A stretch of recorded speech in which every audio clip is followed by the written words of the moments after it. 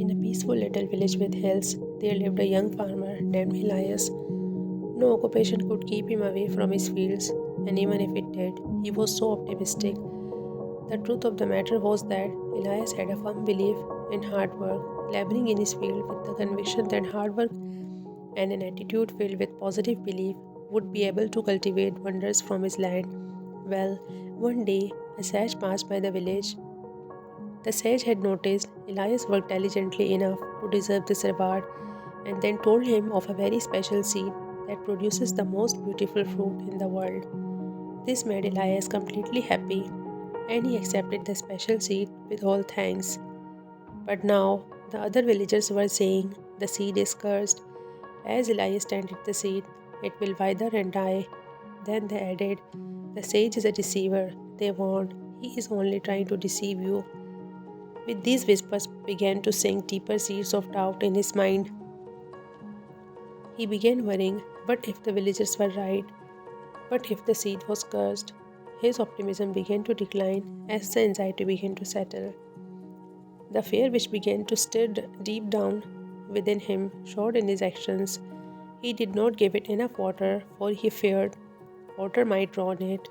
He covered it from the light of the sun, out of the fear that perhaps it might be burned. He began to explore too deep into the imagination of protecting the seed from trouble, but in doing so, he killed the same seed. The seed withered and died as sunlight and water became scarce. He was heartbroken because he realized that it was his doubt and fear and the thoughts of other people fueled the fate of the very thing he had hoped for.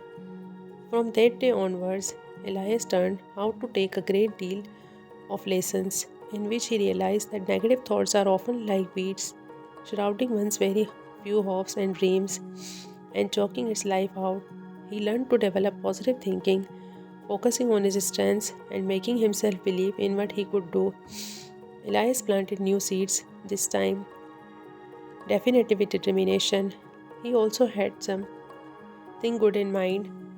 However, he cared for it without fear now. He had learned to ignore those whispers of doubt and rather imagine what each seed was capable of. He managed to touch his duty again, and it was fruitful this time.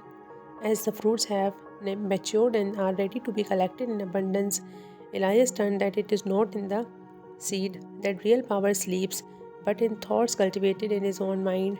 Elias opened the mind and eyes of the other villagers how one can overcome negative thoughts and reinforce a positive mentality. And so, Elias had grown to become a respected elder of the village, boastful not only because of his yield, but because of all by his wisdom and the might he put up with calamities around him. In this light, the villagers learned by example and grew to cultivate their own positive thoughts. They focused on the needs they possessed. They helped each other and busted through the negativity that tripped them. Now within this fold, the villagers enjoyed and harvested together, not only in agriculture but also in their communities and the individual well being of all the members. The story of Elias then became the village legend that no one pours ever ends with continues to signal to others that the power to make your destiny lies within your mind.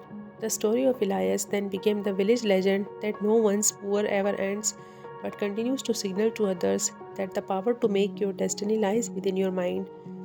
By nurturing positive thoughts, we can cultivate a more optimistic and successful life.